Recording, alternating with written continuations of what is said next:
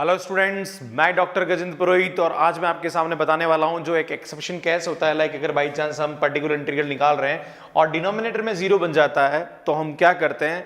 और इससे पहले मेरे जितने भी वीडियोस है लाइक स्टूडेंट मैंने आपको पार्शियल डिफरेंशियल इक्वेशन में homogeneous partial differential equation with constant coefficient के अंदर मैंने सीएफ निकालना सिखाया था। उसके बाद मैंने पर्टिकुलर इंटीग्रल बताया और पर्टिकुलर इंटीग्रल के बाद मैं ये तीसरा वीडियो लेके चल रहा हूँ। स्टूडेंट यहाँ पे ITAB आ रहा है, यहाँ पे जाके मेरे पुराने सभी वीडियोस देख सकते हैं। Student engineering mathematics, GATE, BSc और IDJM और बहुत सारे लाइक मैंने यहाँ पे प्लेलिस्ट बना रखी है। सो यहाँ पे ITAB पे जाके मेरी सभी प्लेलिस्ट को देख सकते हैं। सो स्टूडेंट देखिए यहाँ पे particular integral of PDE when exception case when FAB is equal to zero, like denominator में जीरो बन रहा है। जैसे मैं आपके सामने एक एग्जांपल लेता हूँ, है ना, 5AX प्लस BY, यहाँ पे BD माइनस AD डैश। तो हम क्या करते थे, जहां पर D होता वहां A रखते थे और जहां D डैश होता वहां B रखते थे। तो student BA minus AB zero हो रहा है। तो जब जीरो होता है तो हम क्या करते हैं, इसका जो सॉल्यूशन होता है, ये एक पूरी थ्योरम है जिससे इसका रिजल्ट ये निकलता है, बट थ्योरम एग्जाम में नहीं पूछी जाती है। आपको सीधा थ्योरम का स्टेटमेंट यहाँ पे यूज करना है। सो यहाँ पे क्या होता है, x पावर n, लाइक जितना ऑर्डर का डिफरेंशियल इक्वेशन है उतना यहाँ पे पावर n आएगा। ये जो b है ये b पावर n फैक्टोरियल और ये एज इट इज यहाँ पे आ जाएगा, लाइक है ना। सो मैं आपके सामने ये दो क्वेश्चन, एक tan और एक log वाला, ये दो डिफरेंट क्वेश्चन है बिकॉज जितने भी मैंने पुराने क्वेश्चंस बताए तो उसमें e की पावर है, साइन है, कॉस है, उसमें भी यही लगेगा, बट ये log 10 भी है, इसमें भी ये लगा सकते हैं। सो मैं आपके सामने सबसे पहले ये क्वेश्चन लेता हूँ। तो इसको हम लिख सकते हैं 4d square minus 4dd dash plus d dash square into z is equal to 16 log x plus 2y। So student यहाँ पे क्या करेंगे, सबसे पहले इसका हम CF निकालेंगे, m square minus 4m plus 1 is equal to 0। So student इसको हम सिंप्लीफाई करेंगे तो ये आएगा 2m माइनस 1 का whole square is equal to 0। So m की वैल्यू आएगी 1/2 एंड 1/2। तो इसका जो CF आएगा वो कितना आएगा, ध्यान दीजिए इधर, इसका जो CF आएगा वो आएगा 5/1y plus 1/2x plus 5/2 x भी आएगा यहाँ पे, x 5/2 y प्लस 1/2x पर स्टूडेंट हम 2 को मल्टीप्लाई कर सकते हैं बिकॉज ये 5/1 जो होता है फंक्शन होता है। सो हम इसको ऐसा लिख सकते हैं 2y plus x 5/2 2y plus x, ये इसका CF होगा।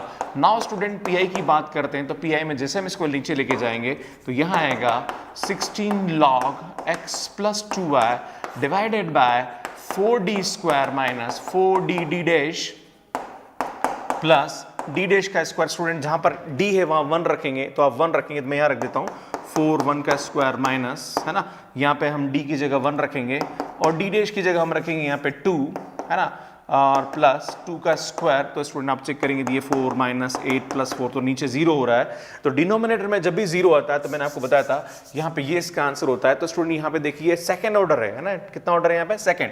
तो हमारा जो आंसर आएगा वो कितना आएगा, x की पावर 2, फिर ये जो b है b power n, like b यहाँ पे कितना है 2 है, तो ये आएगा 2 पावर 2, है ना, n लाइक है ना, और इंटू आएगा 2 फैक्टोरियल और ये 16 log x plus 2y as it is आएगा, है ना। तो बहुत सिंपल है, ये फार्मूला सीधा सीधा अप्लाई करना है। बस यहाँ ध्यान देना है कि b जो है वो y का कोफिशिएंट होगा, तो ये y का जो कोफिशिएंट है वो कितना है 2 है, तो यहाँ पे 2 पावर n यहाँ पे कितना है, सेकंड ऑर्डर डिफरेंशियल इक्वेशन से अगर 3 ऑर्डर डिफरेंशियल इक्वेशन यहाँ पे n की वैल्यू कितनी हो जाएगी, 3 हो जाएगी, है ना।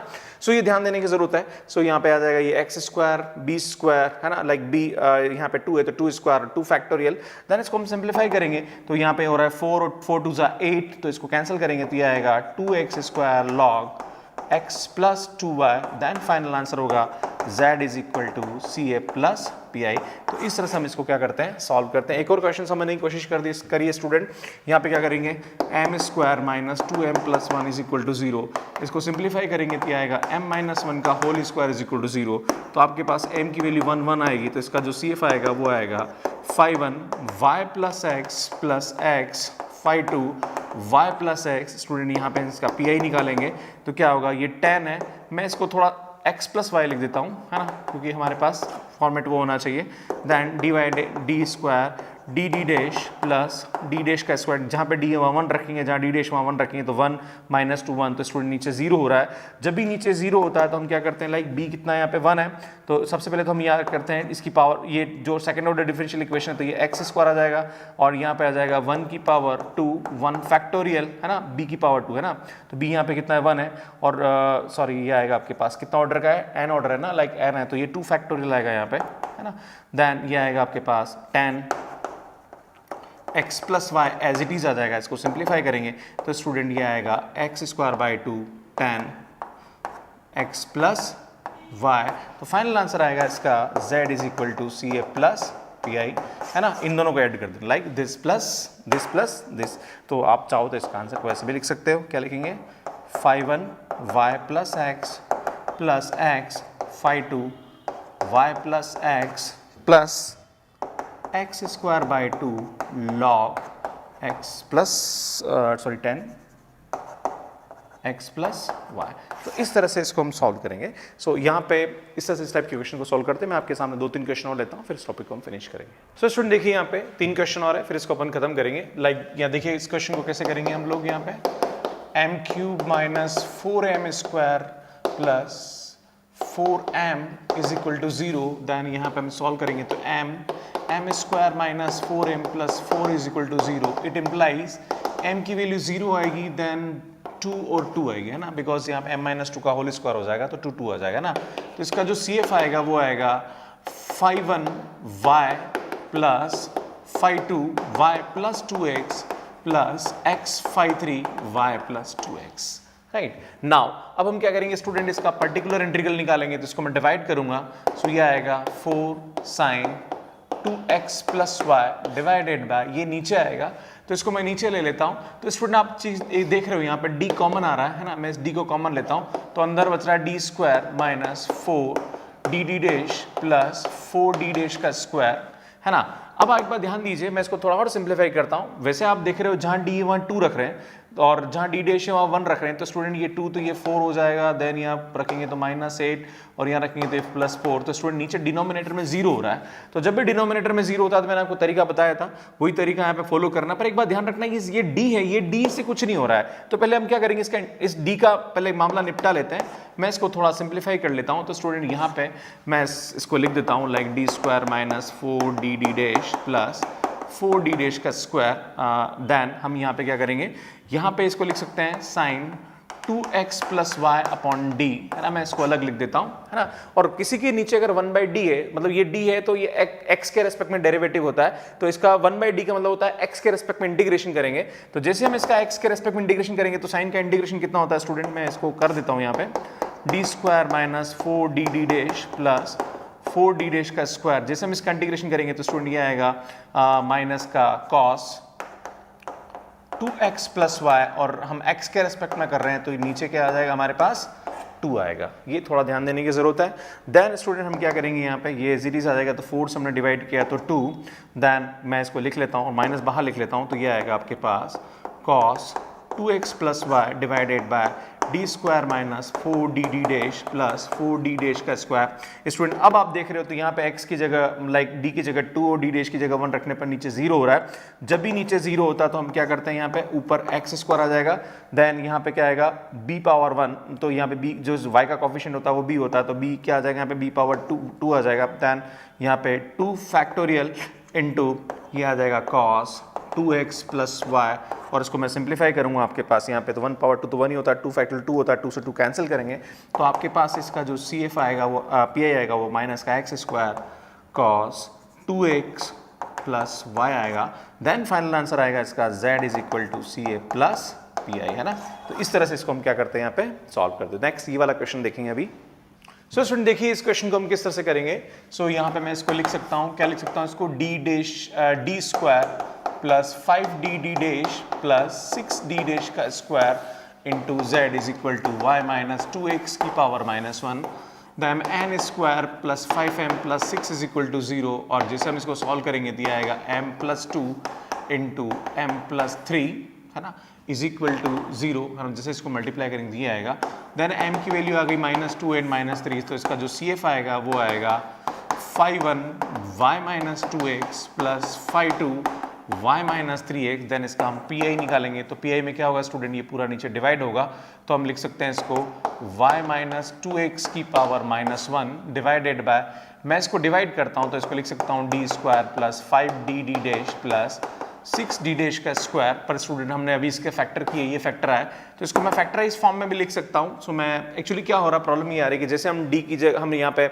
x की जगह लाइक d की जगह 2 रखेंगे और d डैश की जगह 1 रखेंगे तो ये 0 हो रहा है। बट आपको एक ध्यान देने की जरूरत है कि ये लाइक एक फैक्टर अगर अलग से वैसे इससे भी काम हो जाएगा, आप वो वाला प्रोसेस भी फॉलो करेंगे तो क्वेश्चन का आंसर आ जाएगा। बट एक तरीका और आप जो ध्यान दीजिए यहाँ पे कि जब भी हम ये वाला फार्मूला यूज करते हैं जब डिनोमिनेटर में 0 वाला, तो आपको ऑर्डर चेक करने की जरूरत है कि किस ऑर्डर को रखने पर। तो हम क्या करेंगे, इसको फैक्टराइज कर लेंगे एक बार। तो फैक्टराइज करेंगे तो स्टूडेंट जैसे आप इसको फैक्टराइज करेंगे तो ये आएगा d plus 2d dash and then ये आएगा d plus 3d dash, then आपके पास आ जाएगा y माइनस 2x की पावर माइनस 1। तो जहां पर d है वहां 2 रखेंगे और जहां d डैश है वहां 1 रखेंगे। तो जैसे ही आप d की जगह d की जगह माइनस 2 रखेंगे तो ये 0 हो रहा है, बट ये वाला 0 नहीं हो रहा है। तो एक बार इससे निपट लेते हैं हम यहाँ पे। तो हम क्या करेंगे, इस पे रखने पर 0 हो रहा है तो इसको एज इट इज रहने दीजिए, पर यहाँ पे हम रख सकते हैं। तो जैसे मैं इसकी वैल्यू रखूंगा, जहाँ d है वहाँ माइनस 2 रखूंगा और जहाँ d डैश है वहाँ 1 रखूंगा और मैं इसका इंटीग्रेशन कर सकता हूँ। तो माइनस v dv, जो हमने पहले रूल लगाया था वो रूल हम यहाँ लगा सकते हैं, बिल्कुल कोई इशू नहीं है।